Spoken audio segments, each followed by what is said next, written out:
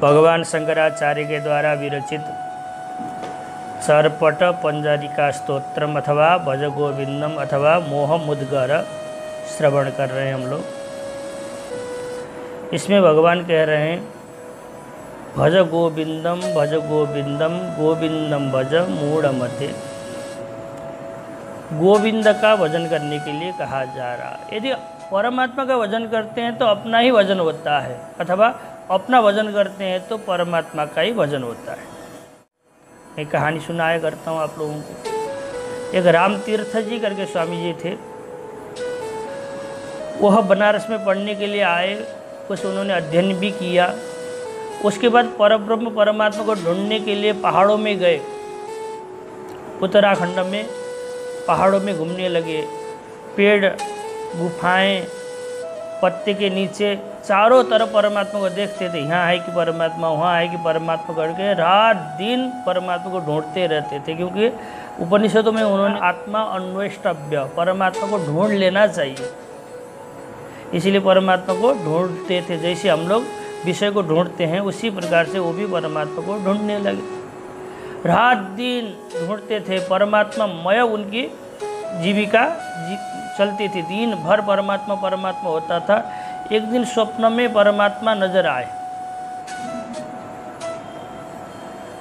तो राम तीर्थ जी बहुत गुस्से में आए। जाकर परमात्मा को उन्होंने लापड़ मारा, झापड़ मारा। तो सुबह जगने के बाद देखा उन्होंने अपने यहाँ पर दाग लगा हुआ था, निशान बना हुआ। मारा था किसको? लेकिन लगा किसमें?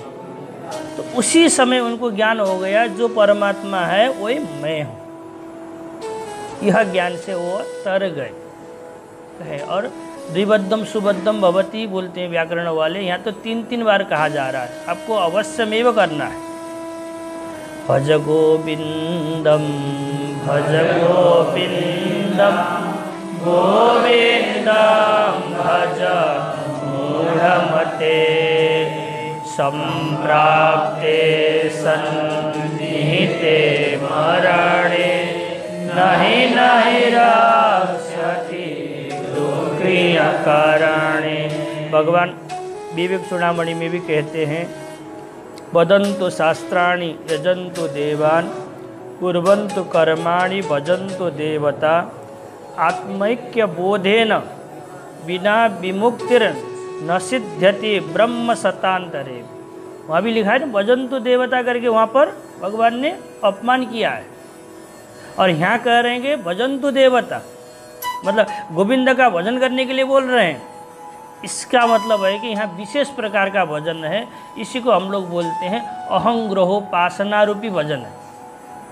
यदि सामान्य परमात्मा मेरे से भिन्न है इस प्रकार से भजन करेंगे तो स पशुरेव देवानम अन्योसौ अन्योहम, परमात्मा अलग है, मैं अलग हूँ, इस प्रकार से भजन करेंगे तो उपनिषद कहती है कि आप तो देवता के पशु बनेंगे, मतलब स्वर्ग में जाएंगे, वहाँ से ऊपर जा नहीं सकते। इसीलिए यहाँ पर जो भजन करने के लिए कहा जा रहा है उसको गो और इंद्र को ऐक्य जानते हुए, मतलब जीवात्मा और परमात्मा में ऐक्य जानना ही भजन है। जो परमात्मा है वही मैं हूँ। वस्तुस्तस्तु तुम एव अहम इति में निश्चिता मति। वास्तव में तो जो परमात्मा है वह ही मैं हूँ। इस प्रकार से जो भजन करते हैं इसी भजन को श्रेष्ठ कहा गया है। इसके अलावा जितने भी भजन करते हैं ना, चाहे वो पदंतु शास्त्राणी, शास्त्र पढ़े आप, यजंतु देवान, कुर्वन्तु कर्माणि, भजन्तु देवता, यदि द्वैत बुद्धि से भजन करते हैं वो सब आपको तारने वाला नहीं है। आत्मैक्य बोधेन, जीव और शिव को एक जाने बगैर बिना विमुक्तिर न सिद्ध्यति ब्रह्म सतांतरे भी। 100 बार आपको ब्रह्म बनने को मिले अथवा ब्रह्म का आयु 100 बार भी गुजर जाए ना, तो भी आपको, जब तक आप जीवात्मा और शिवात्मा को एक रूपता, एक रूप से नहीं जानते हैं, तब तक परमात्मा प्राप्त होने और मुक्ति प्राप्त होने वाली नहीं है। अब आगे चलिए, कहाँ से ना, पुनरपि पुनरपि रजनी पुनरपि दिवसः पुनरपि पुनरपि पक्ष पुनरपि मासः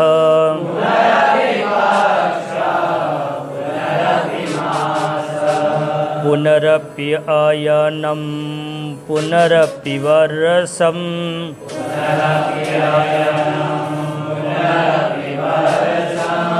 तदपि न मुञ्चत्यासामरसम्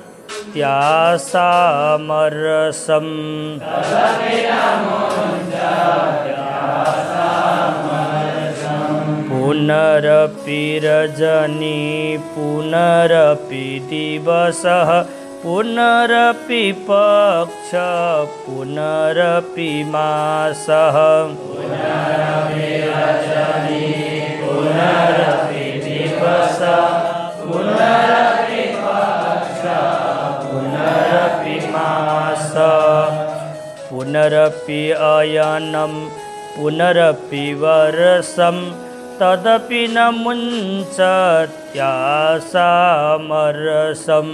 पुनरपि अयनं पुनरपि वर्षम् तदपि न मुञ्चत्यासामरसम्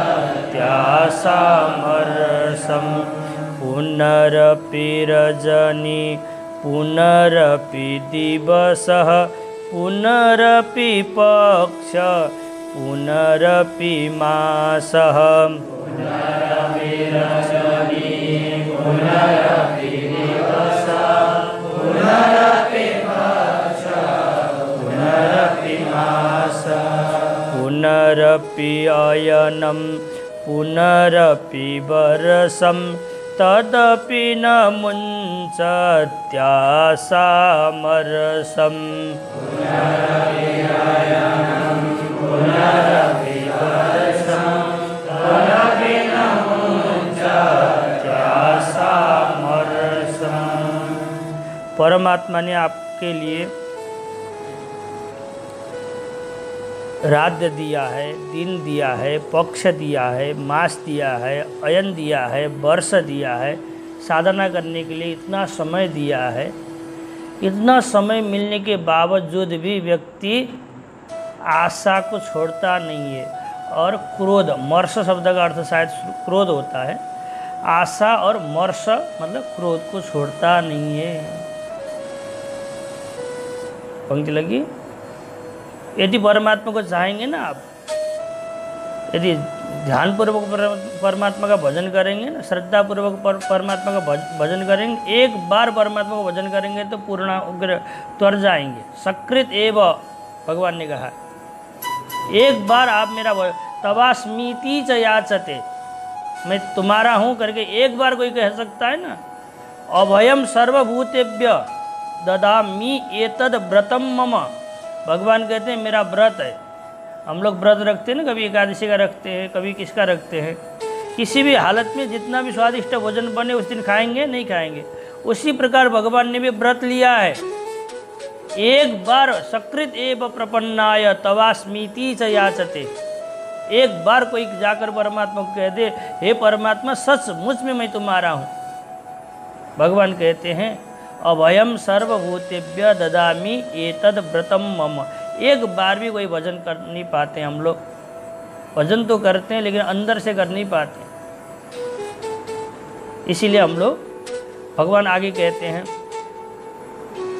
साधवः हृदयं मह्यं साधूनां हृदयं तोहम मदन्यत्ते न जानन्ति नाहं तेभ्यो मनागमि। मैं साधु का हृदय हूँ। तो साधु मुझे बोलते हैं मैं परम कृष्णात् परम किमपि तत्त्वमहं न जाने। तो भगवान कहते हैं मैं भी भक्त, मेरे भक्त के अलावा कुछ भी नहीं जानता हूँ। मद भक्त करके भगवान बारंबार गीता में कहते हैं न प्रणश्यति, उसको मैं किसी तरह से नष्ट होने नहीं देता हूँ, मैं तार ही देता हूँ। किस प्रकार से तारना चाहिए, लेकिन एक बार भी आकर मेरा शरणागति स्वीकार कर ले तो उसके सारा भव बंधन मुक्त करने के लिए तैयार रहता है परमात्मा। लेकिन हम लोग तो जाते ही, हम लोग तो कहते हैं रात्रिर्गमिष्यति भास्वानुदेश्यसि अशिष्यसि इत्थम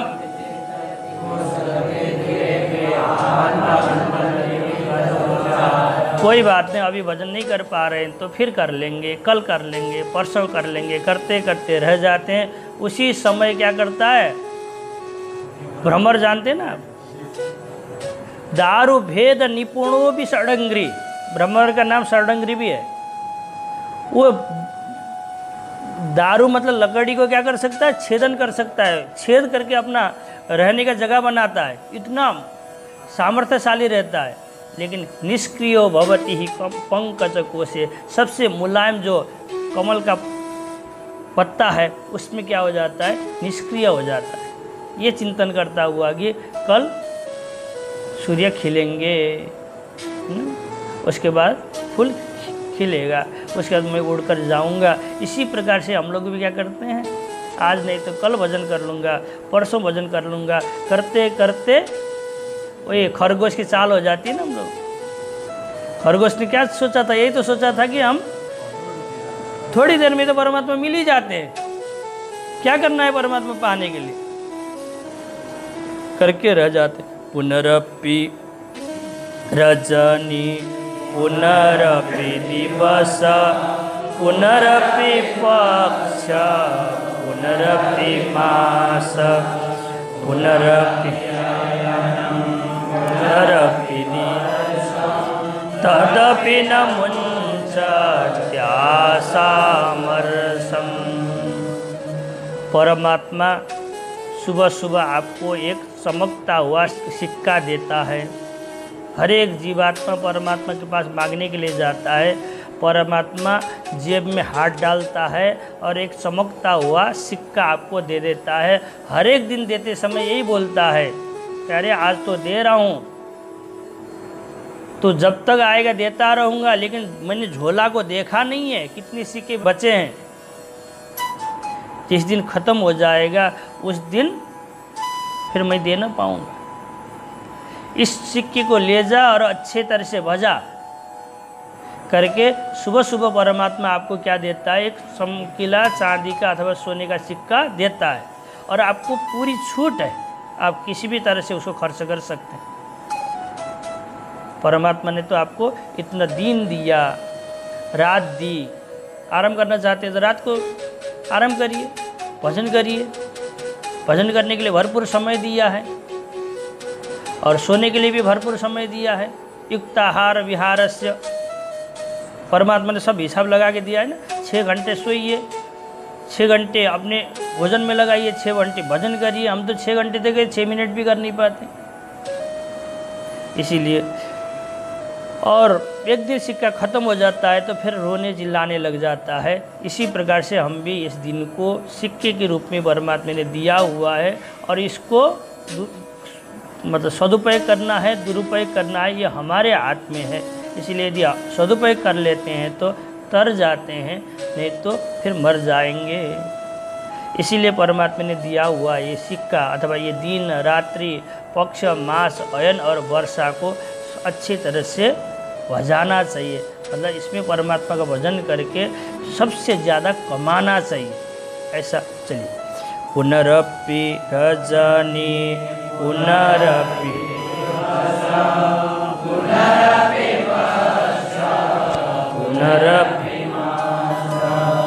पुनरपि पुनरपि तदपि न मुंचत्यासामरसम। ये भी व्याख्या हो सकती है। पहले हम लोगों ने क्या किया था ना, एक पहले भी आया था इसी प्रकार श्लोक। दिनमपि रजनी सायं प्रातः शिशिरवसन्तौ पुनरायात कालः क्रीडति गच्छत्यायो तदपि न मुंचत्यासावायु। इस दिन में उसने भोग किया, तृप्त नहीं हुआ। वो सोचता है कि उस भोग को मैं दूसरा दिन भोगूंगा तो तृप्त हो जाऊंगा। दिन भर स्थूल भोग भोगता रहता है, तृप्त नहीं होता है।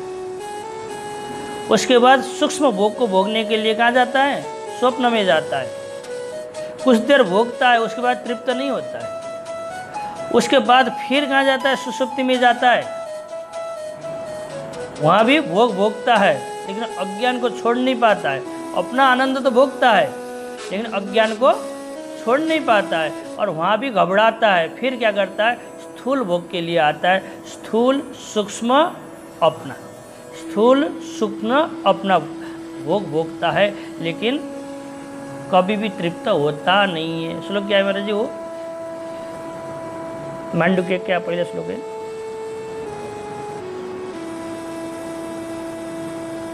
आप ही तो बोलते रहे।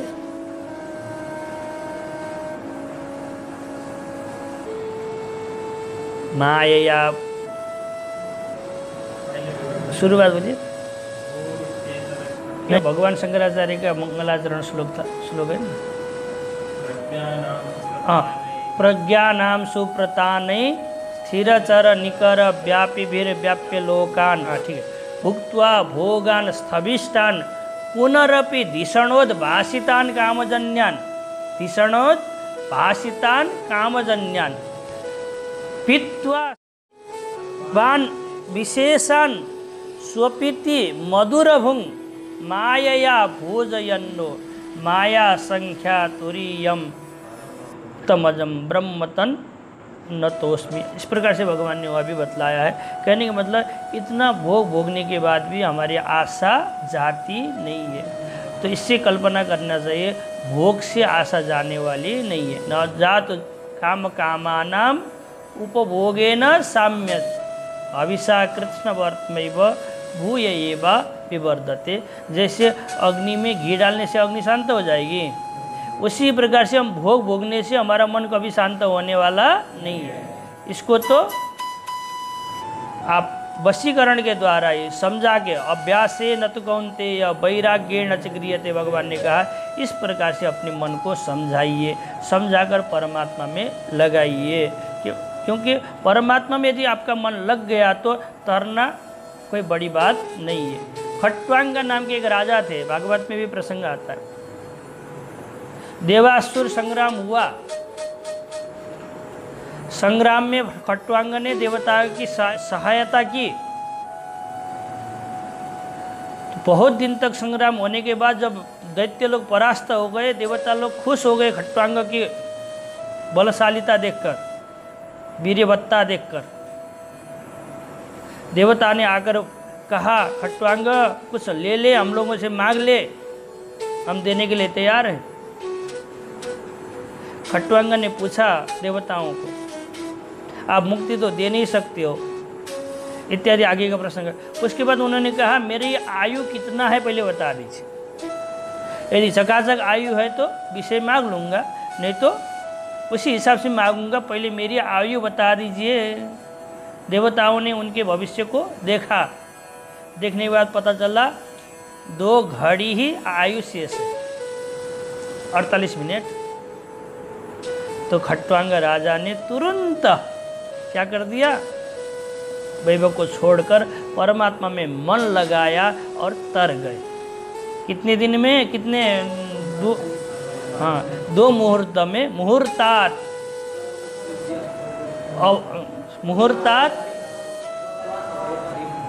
गतवान अवयम हरिम।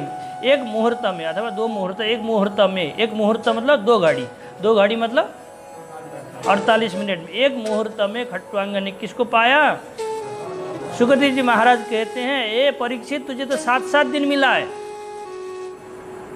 तू बोल रहा है केवल 7 दिन है। मैं कहता हूँ बहुत है 7 दिन तो तरने के लिए करके। सुखदेव जी महाराज ने परीक्षित को इस प्रकार से दृष्टांत देते हुए उपदेश दिया था। परमात्मा ने दिखे ना हम लोगों को कितना दिया है, दिन दिया है, रात दिया है, उतना नहीं हुआ तो पक्ष दिया है, मास दिया है, अयन दिया है, वर्ष दिया है, वर्ष भी न जाने कितने वर्ष दिया है। इतना होने के बावजूद भी हम एक मुहूर्त भी परमात्मा की तरफ ध्यान लगा नहीं सकते। एक मुहूर्त भी परमात्मा की तरफ ध्यान लगाए ना, तर जाएंगे। अकबर थे, अकबर, वो रास्ते में चलते चलते उनका समय हो गया, नमाज अदा करने का समय हो गया। तो उन्होंने दरी बिछाई, मतलब जो भी कपड़े था वो बिछाया। बिछाने के बाद भगवान को याद करने लगे। तब तक उधर से एक किसी प्रेमी के मिलन के लिए प्रेमिका दौड़ती हुई आ रही थी।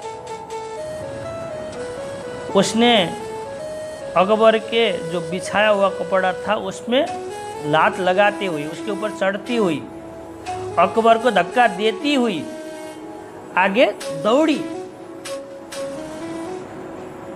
अकबर को बहुत बुरा लगा, अरे मैं परमात्मा का याद कर रहा हूँ, इस समय मेरे कपड़े में पैर रखते हुए मुझे ही धक्का देते हुए जाने वाली लड़की कौन है?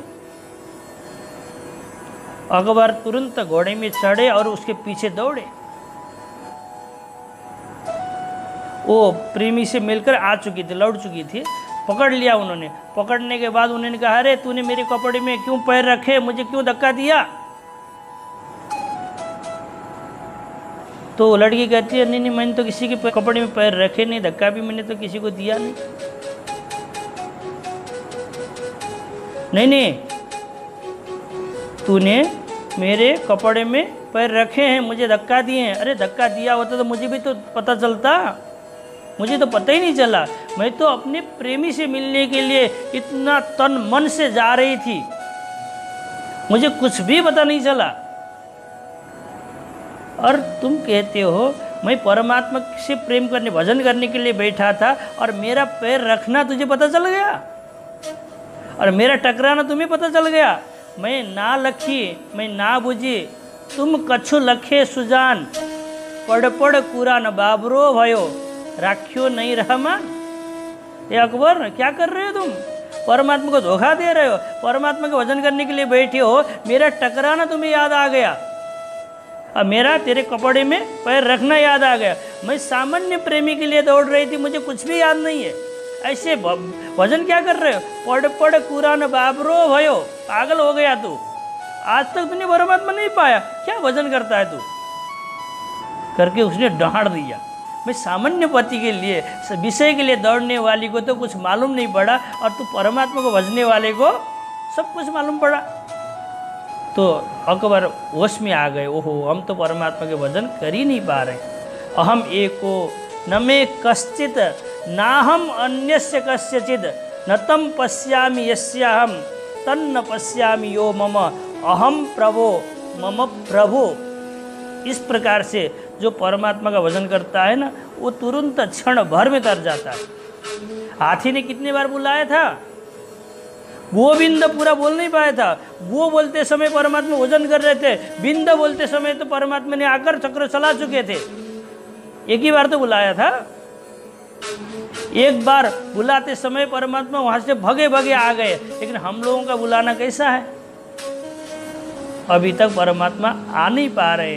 वही अकबर की तरह हमारी भी हालत हो रही है। सामान्य विषय स्त्रियों के तरह भी हम परमात्मा का भजन नहीं कर पा रहे।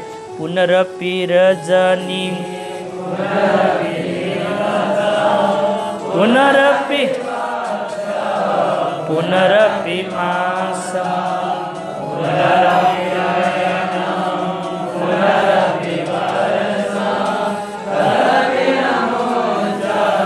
त्यासामरसम, जिसने रात को अच्छे तरह से भजा लिया। कबीरदास कहते हैं, मैं तो रात को सो नहीं पाता हूँ, सुखिया सब संसार है, खावे और दुखिया दास कबीर है, जागे और रोवे। अरे परमात्मा ने मुझे बहुत कम समय दिया है, इसमें यदि मैंने परमात्मा को पाया नहीं तो करके रात भर कबीरदास जगते थे और रोते थे परमात्मा के विरह में। हे परमात्मा, इस समय तू मिला नहीं तो फिर मुझे मानव बनने को मिलेगा नहीं, ये संस्कृति, ये सभ्यता, ये काशी मिलेगी नहीं मुझे। रामानंद गुरुजी जैसे गुरुजी मिलेंगे नहीं मुझे, अब फिर मैं फिर तर नहीं पाऊंगा। इस समय तो किसी भी तरह से मिल जाना करके रात भर जग कर क्या करते थे, घाटों में चलते हुए चीखते थे, रोते थे, चिल्लाते थे। कौन? कबीरदास। और दागे, और सब लोग क्या है, मस्त हैं, स्वस्थ हैं, खूब खा रहे हैं और सो रहे हैं, और कबीरदास रात भर जग रहे और रो रहे। सुखिया सब संसार है, खावे और सोवे, दुखिया दास कबीर है, जागे और रोवे। पुनरपि रजनी, फिर मिलेगी कि नहीं मुझे पता नहीं। इसी रजनी में मुझे भजन करना है, इसी दिन में मुझे भजन करना है, इसी पक्ष में मुझे भजन करना है, इसी मास में, इसी अयन में, इसी वर्ष में मुझे भजन करना है। और विषय के तरफ जो मेरी आशा है और विषय को न मिलने से जो मुझे क्रोध हो रहा है, उसको यहीं बैठे बैठे मुझे ख़त्म करना है। यदि मैं ख़त्म कर नहीं पाया तो मैं ठगा जाऊंगा, ऐसा अनुभव करते हुए अपने मन को समझाना चाहिए। पुनरपि रजनी, पुनरपि पुनरपि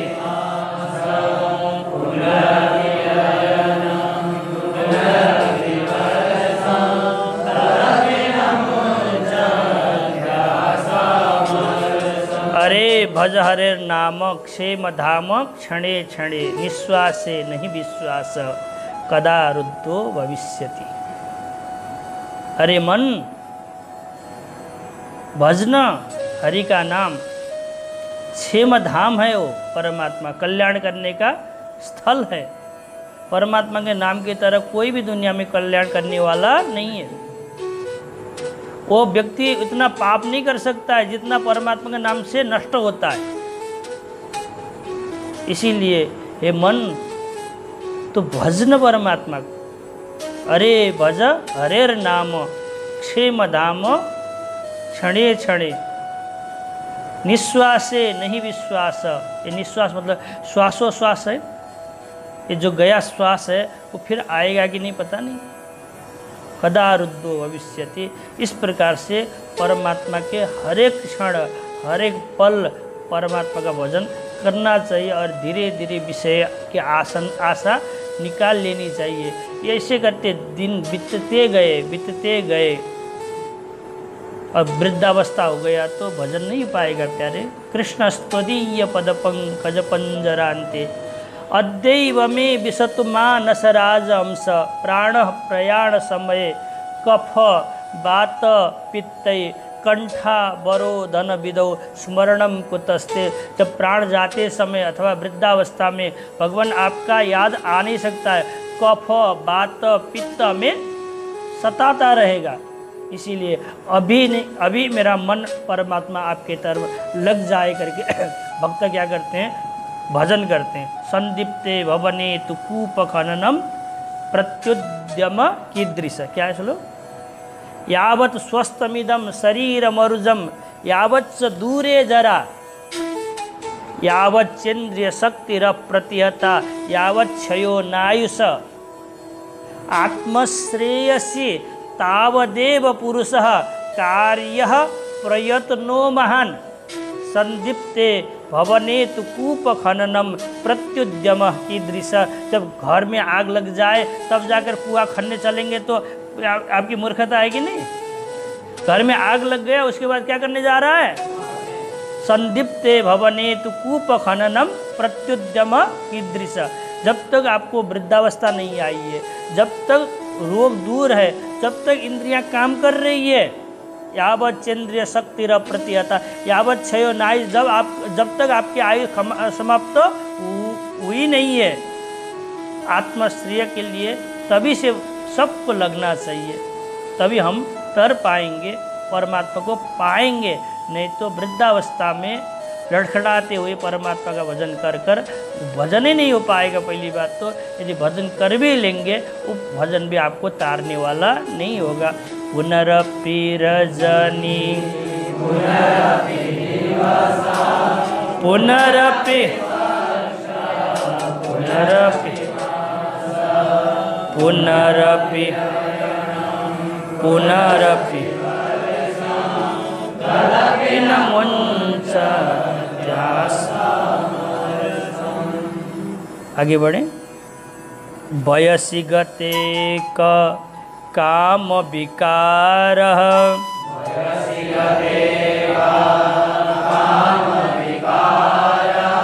शुष्क नीरे ककासारः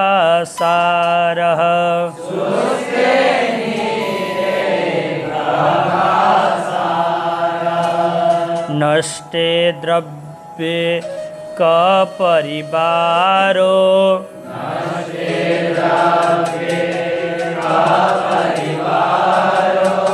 ज्ञाते तत्त्वे कः संसारः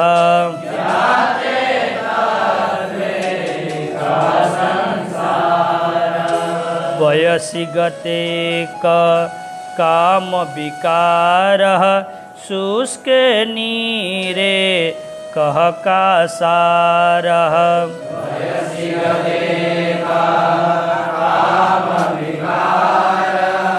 शुष्क नीरे कः कासारः नष्टे द्रव्ये कपरिवारो ज्ञाते तत्त्वे कः संसारः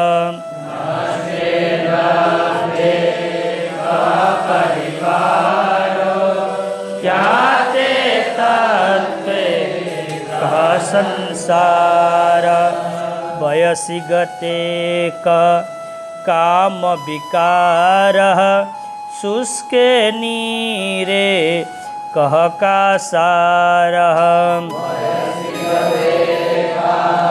काम विकार शुष्क नीरे कः कासारः नष्टे द्रव्ये कः परिवारो ज्ञाते तत्त्वे कः संसारः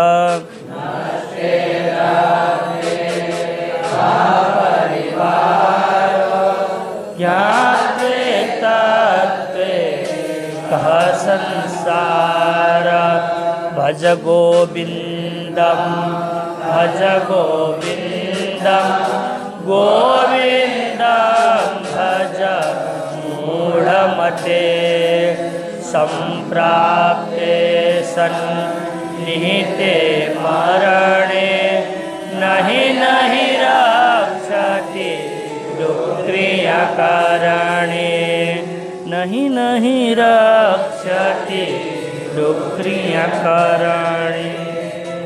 वयसि गते कः काम विकार वृद्धावस्था आने पर जो मन की कामनाएं होती है ना वह कम हो जाती है। बहुत ज़्यादा इंद्रियां चलती ही नहीं है, देखती ही नहीं है, तो स्वभावतः उसके अभिलाषाएं क्या हो जाती है, कम हो जाती है। इससे पता चलता है कि हमारी इंद्रियां जब तक प्रबला है तब तक हम स्पष्ट रूप से देखते हैं, स्पष्ट रूप से सुनते हैं, स्पष्ट रूप से घ्राणेन्द्रिय के द्वारा, सारे इंद्रिय के द्वारा आनंद लेते हैं। इसीलिए हमारी इंद्रियां प्रबला हो जाती है और विषय में हमें फंसाती रहती है। ये प्रबला इंद्रियों को परमात्मा की तरफ मोड़ देना चाहिए। डांटना भी तो है, परमात्मा को डांटो ना, भागवत में हम लोगों ने सुना था ना। डांटना भी है तो परमात्मा को डांटिए, द्वेष करना है तो भी परमात्मा के साथ करिए। भयात् कंसः गोप्यः कामात् भयात् कंसः।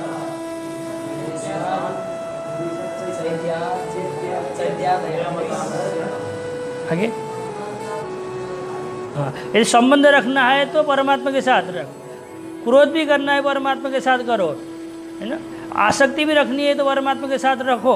गोपियों ने आसक्ति परमात्मा के साथ रख कर तर गई, कंस ने परमात्मा के साथ द्वेष करके तर गया, वृष्णियों ने परमात्मा के साथ संबंध बना के तर गए। इसी प्रकार से जो भी हमें व्यवहार करना है परमात्मा के साथ ही करेंगे तो इंद्रियां हमारी विषय में जाएगी नहीं, तो हम विषयों से बच जाएंगे। वयसि गते कह काम विकार, मतलब वय जाने पर, मतलब उम्र बीत जाने पर तो कामना का विकार रहता नहीं है। जिस समय कामना का विकार रहता है उस समय ही इंद्रियों को परमात्मा की तरफ लगा लेना चाहिए।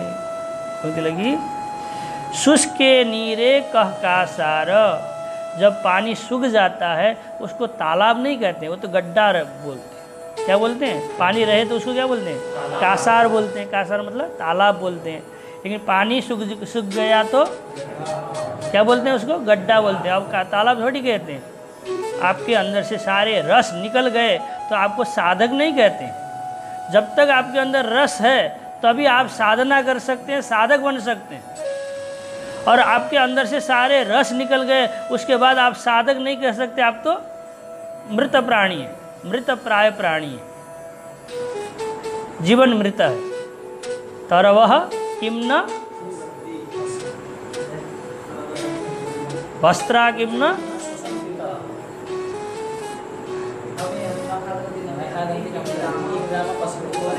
वो भी तो खाते हैं, वो भी तो पीते हैं। और वस्त्र क्या करता है? श्वासोश्वास वो भी तो करता है। और तरु मतलब ये पेड़ भी तो जीते हैं। इसी प्रकार से जीना है तो मानव बनने का फायदा कोई भी नहीं है। इसीलिए शुष्के नीरे कह कास, नष्टे द्रव्य कह परिवार। प्यारे, जब तक तुम्हारे पास धन है ना तभी तक परिवार है। सर्वे गुणा कांचनम आश्रयन्ते, शुरुआत का है सपंडित स यस्यास्ति वित्तम सनरः कुलीन, सपंडित स श्रुतवान गुणज्ञ स एव वक्ता सच दर्शनीय, सर्वे गुणा कांचनम आश्रयन्ते। आपके पास धन है तो आपको पंडित कहा जाता है। आप बोलेंगे तो बहुत अच्छा माना जाता है ना। आपको दर्शनीय माना जाता है। अरे वो व्यक्ति दर्शनीय है। विदेशी आते हैं ना सारे, हमारे बच्चे पीछे पीछे जाते हैं क्योंकि दर्शनीय हो जाता है। क्यों? धन के कारण। समझे? जो पैसा दे देते हैं वो मांगने पर कभी कुआड़, इसीलिए उनके पीछे पड़े रहते हैं। तो सर्वे गुणा कांचनम आश्रयन्ते, आपको कोई प्यार नहीं कर रहा है, आपके पास रहा हुआ संपत्ति से प्यार की जा रही है। संपत्ति आपकी चली गई तो कोई परिवार आपसे प्यार करने वाला नहीं है। वृद्धाश्रम में जाकर पूछिए, जो वृद्धाश्रम में रहते हैं, आपके बाजू में वृद्धाश्रम है, उन सब के बीवी बच्चे हैं। जब तक धन दौलत संपत्ति थी तब तक खूब मान सम्मान मिला घर में। जिस दिन धन दौलत संपत्ति खत्म हो गई, उन्हीं बच्चों ने निकाल कर वृद्धाश्रम में ले आकर फेंक दिया। घर में भी रखते हैं, घर में भी रहते हैं तो बड़ी मुश्किल से जीते हैं, बड़ी घुटन से जीते हैं। इसीलिए नष्टे द्रव्य कह परिवार, ज्ञाते तत्व कह संसार। जब तक हम परमात्मा को नहीं जानते हैं तब तक संसार है। जब तक आप रस्सी को नहीं जानते तब तक आपके लिए माला है, भूछिद्र है, जलधारा है, दंड है, सर्प है, न जाने क्या क्या है। कब तक? जब तक लाइट जलती नहीं है और रस्सी यथार्थ रूप से आप रस्सी को जानते नहीं है तब तक ये सब चीज़ है। उसी प्रकार से जब तक हम परमात्मा को जानते नहीं है तब तक ये संसार है। क्योंकि विवर्तवाद है ना हमारा। परमात्मा में हमने कल्पना किया है जगत का, बना नहीं है। ये आरंभवाद नहीं है, परिणामवाद नहीं है। परमात्मा जगत के रूप में परिणत हुआ है ऐसा नहीं है। परमात्मा जगत बना हुआ है ऐसा नहीं है। परमात्मा में हमने जगत को देखा है। जैसे रस्सी में सर्प देखते हैं, वह सर्प रहता है कि नहीं? दूध से दही बनता है तो दही रहता है कि नहीं? रहता है। लेकिन रज्जु से सर्प बनता है तो सर्प रहता है कि नहीं? नहीं रहता। उसी प्रकार से परमात्मा में हमने जगत की कल्पना की है। इसीलिए जिस दिन आप परमात्मा को जान लेंगे उस दिन ये जगत आपके लिए रहने वाला नहीं है। वयसी गते कब शुष्के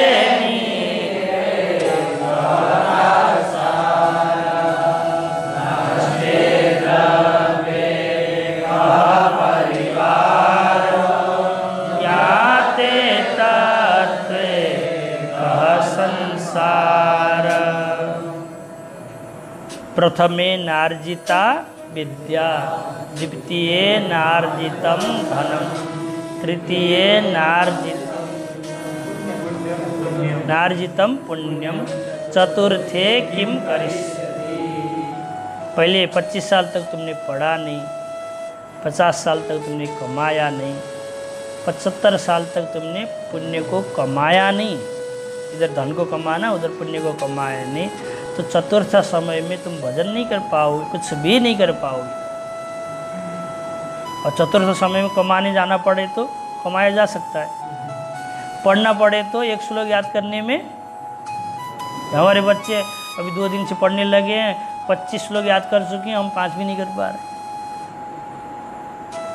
उस समय न पढ़ाई होती है, न कमाई होती है, न पुण्य ही कमाया जा सकता है। इसीलिए 25 साल तक खूब पढ़िए,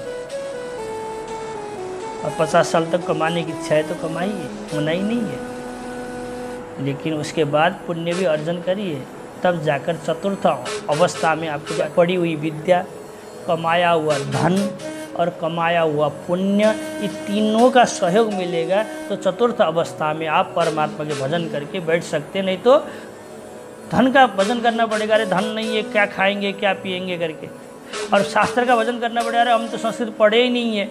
जैसे वो बुढ़ा व्यक्ति वृद्धावस्था में क्या कर रहा है, डुक्रियाकरण कर रहा है। कहीं वही बुढ़ा व्यक्ति की कहानी नहीं है, बहुत सारे लोग आपसे मिले हैं कि नहीं, हमसे मिलते हैं, वृद्धावस्था में आकर रोते हैं, बेकार का मैंने अंग्रेजी पढ़ा, बेकार का मैंने वो पढ़ा, संस्कृत पढ़ा होता तो आज आपके तरह मैं भी उपनिषदों का चिंतन करता हुआ रहता करके वो दुखी होते हैं लोग। संस्कृत पढ़ा हुआ आदमी कभी वृद्धावस्था में दुखी नहीं होता,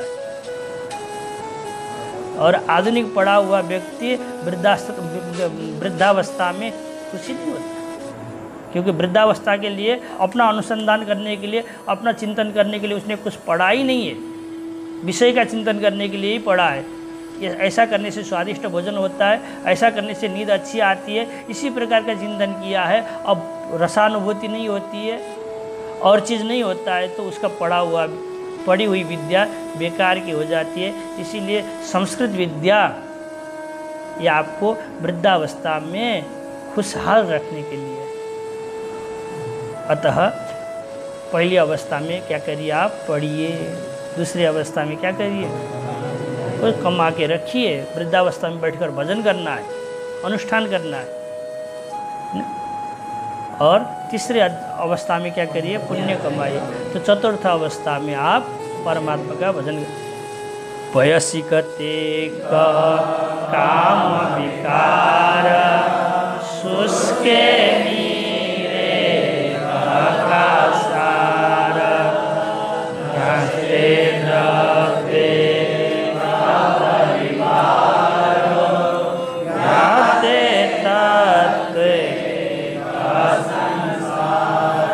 भोगान भुक्ता वयमेव भुक्ता, तपो न तप्तम वयमेव तप्ता, कालो न यातो वयमेव याता, तृष्णा न जीर्णा वयमेव जीर्णा।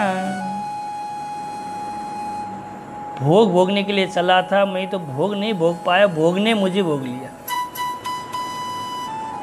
भोगा न भुक्ता, तपो न तप्तम वयमेव तप्ता, तप तपने के लिए, मतलब तप करने के लिए चला था, मैं तप को तप नहीं पाया, तप ने मुझे तपा दिया।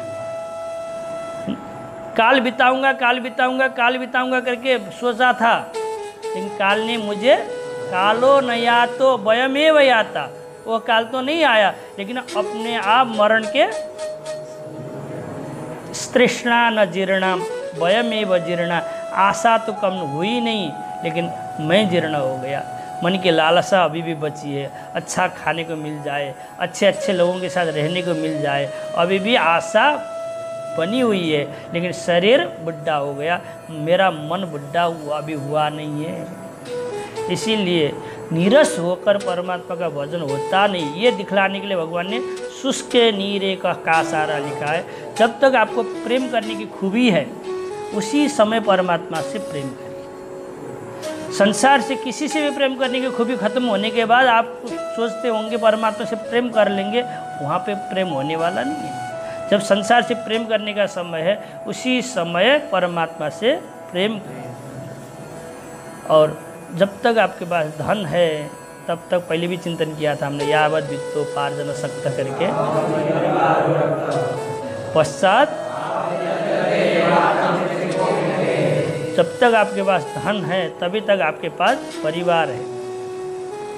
धन खत्म होते ही तानि इंद्रियाणि तदेव नाम सा बुद्धिर प्रतिहता वचनम तदेव अर्थोस्मरणा विरहित पुरुषक्षणेन स अपि अन्य भवती इति विचित्रमेतद्। वही इंद्रियां हैं, वही ताकत है, वही बल है, सब कुछ वही है, लेकिन धन नहीं है तो पुरुष अब अलग हो जाता है। सोपि अन्य एव भवति विचित्रमेतद्, ये दुनिया की विचित्रता है। अर्थ लगा? सा तानि इंद्रियाणि तदेव नाम, इंद्रिय भी हुई है, नाम भी हुई है।